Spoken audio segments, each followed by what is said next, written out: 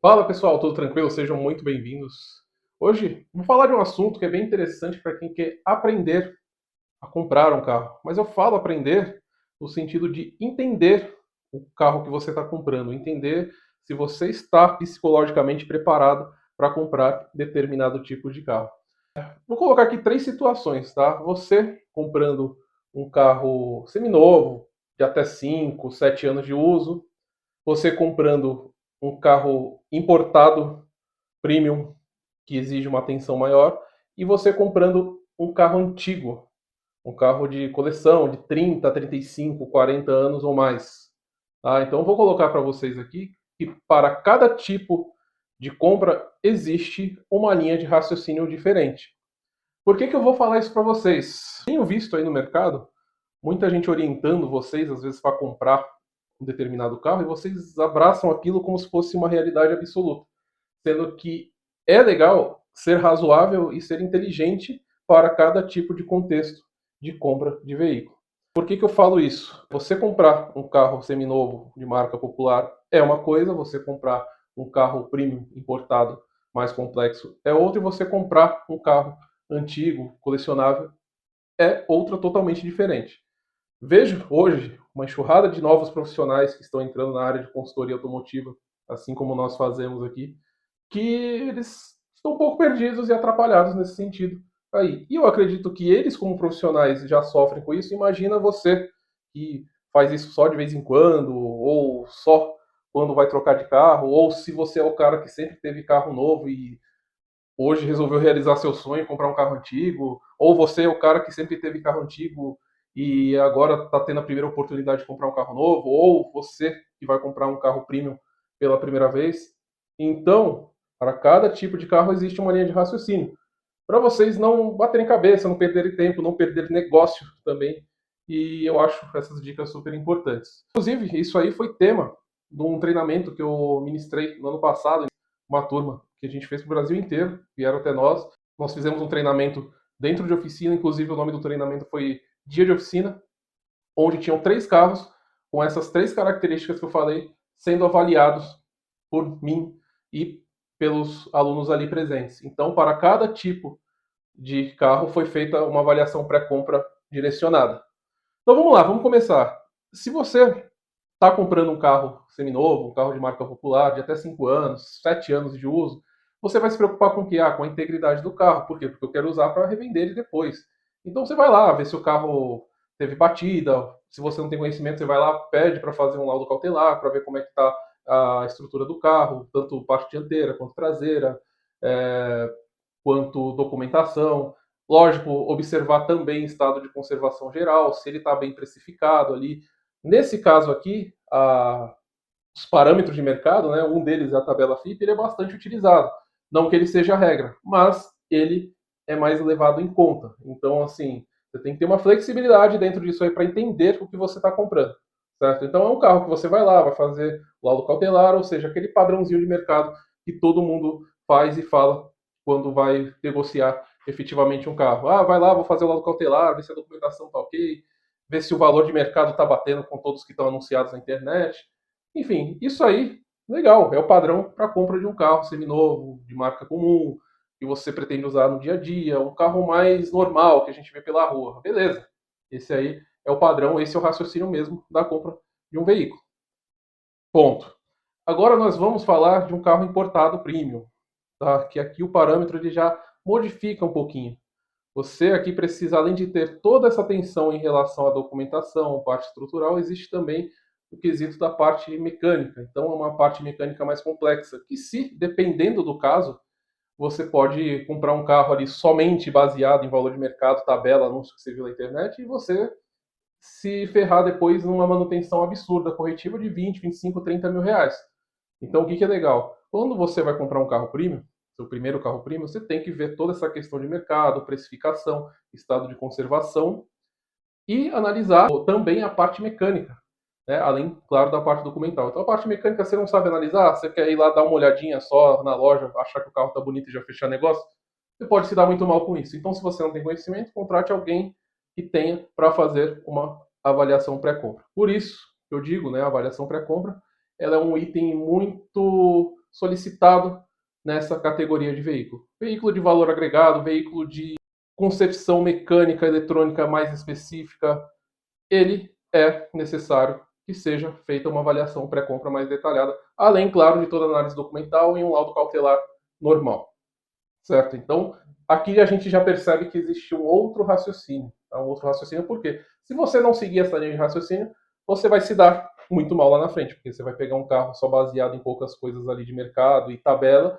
sendo que, na verdade, tem muito mais coisas a ser analisadas. E com essas coisas a serem analisadas, pode dar sorte de comprar um carro bom? Até pode, mas você pode dar muito azar também. Então, não é muito legal ficar dependendo de uma loteria aí, nesse sentido, né? Agora, vamos partir para o carro mais antigo, né? O carro antigo, quando você vai comprá-lo com o quê? Com a mentalidade de que existe também uma precificação de mercado, tá?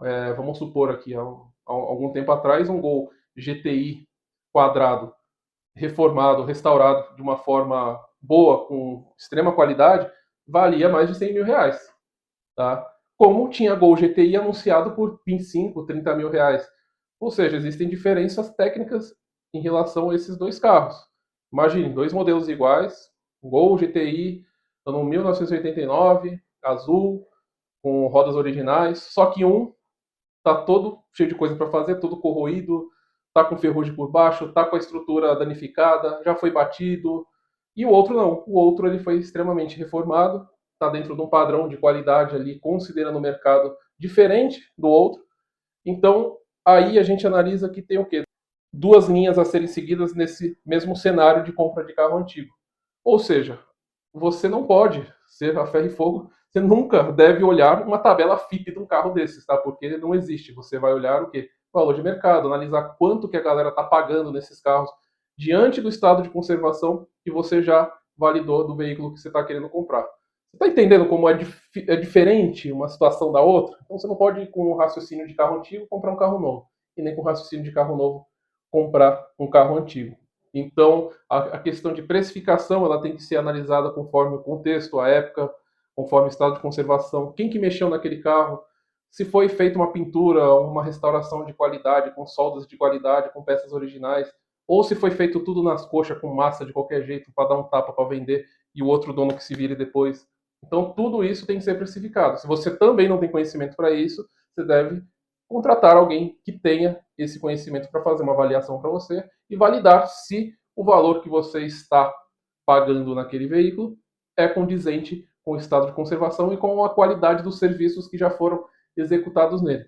A gente fala isso aqui não é à toa, tá? Todos esses três cenários nós temos experiência e por isso que estamos passando isso aqui para vocês, certo? Dito isso, dei um exemplo aí dos três cenários, né? E agora eu vou falar para vocês em relação à flexibilidade, tá? De negociação, vocês entenderem o mercado, entenderem o que é um carro bom, o que é um carro ruim. Então, hoje em dia, existem muitos treinamentos, né, para pessoas que querem trabalhar no ramo automotivo, como consultoria. Teve gente que nunca entrou numa oficina, nunca apertou um parafuso, mas hoje está trabalhando como consultor automotivo porque fez um treinamento com alguém. Não desmereço isso, tá? Muito legal a iniciativa. Só que entenda que existe um raciocínio, existe um universo a ser analisado quando você adentra o cenário de negociação de carros, tá? Uma coisa que eu queria falar aqui, vendem a ideia de um serviço bem feito que o carro tem que estar numa forma preciosa. E não, o carro usado ele não é precioso, ele tem marca de uso, ele tem sua história. Muitos dos carros que a galera vai comprar hoje em dia já foi usado por uma família, por outra pessoa. Então você tem que analisar contexto. Por que eu estou falando isso? Eu estou vendo gente indo comprar carro de 10 anos e querendo exigir que o carro não tenha nenhuma repintura, que indo com canetinha de medição, indo com micrômetro, e se tiver lá uma repintura no paralama, o cara já não quer mais o carro. Então, peraí, você não está comprando um carro zero, você está comprando um carro usado, que ele teve ali um retoque no paralama, diante do contexto sendo só aquele detalhe, beleza, é um bom carro. Você não vai descartar o carro por isso.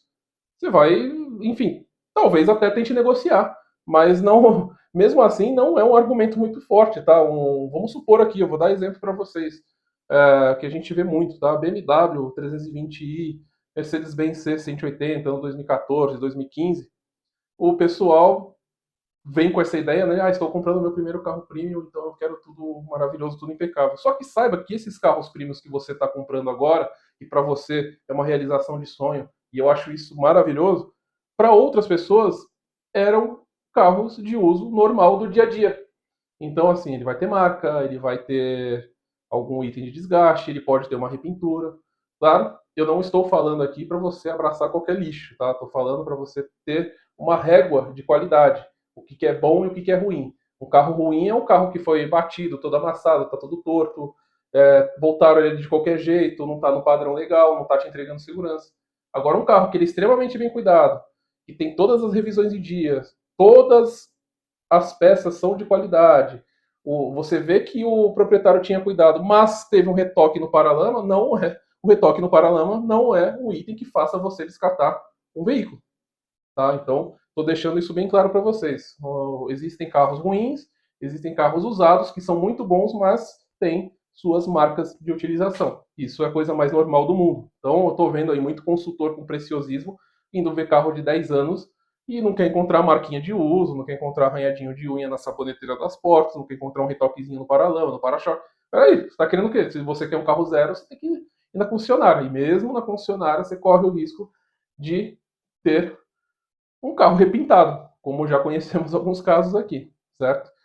Uma outra coisa que eu ia falar também, inclusive venci há pouco tempo atrás uma situação assim, pessoal novo, de avaliação, super empolgado ali, comprando carro velho, carro de mais de 10 anos, a diesel, caminhonete que foi utilizada para uso severo de trabalho e não saber analisar o que é um carro bom de 10 anos, com 10 anos de uso de trabalho. Não saber ver que um carro bom, ele não é um carro perfeito.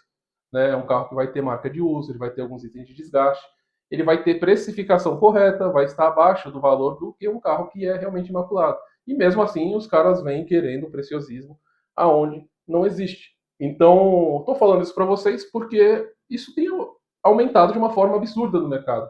Tá? Tanto o pessoal que trabalha na área quanto o consumidor final, que é você aí que está me assistindo. Às vezes você não trabalha, mas você está com nível de exigência altíssimo para um carro que não é para ter, entendeu? Tanto pela idade quanto pelo preço. Não estou desvalorizando o seu dinheiro, tá? Mas existe uma realidade de mercado, uma realidade sólida de mercado, de características reais dos carros.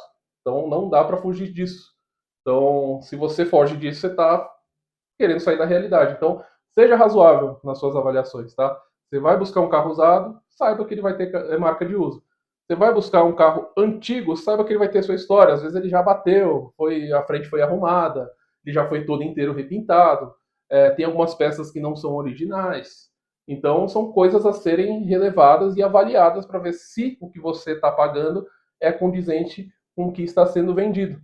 Então, tudo que você encontrar ali que é dentro de um contexto aceitável entra como argumento de negociação. Então não dá para ser absurdo. Claro, não estou defendendo quem está vendendo carro. E tem gente que vende carro aí, que o carro está absurdamente ruim e ele está mais caro. Como é o caso desses carros antigos clássicos aí. Já fomos ver carros que o valor de mercado, alguns anos atrás, era altíssimo. Vamos falar aí que um Gol GTI estava sendo vendido a 130, 140 mil reais. Fomos acionados por um cliente nosso para avaliar um desses carros, que estava sendo vendido a 75. Só que o carro era simplesmente um lixo. E estava lá à venda. Alguém comprou depois, mas não foi meu cliente, porque eu livrei ele de uma baita de uma bomba.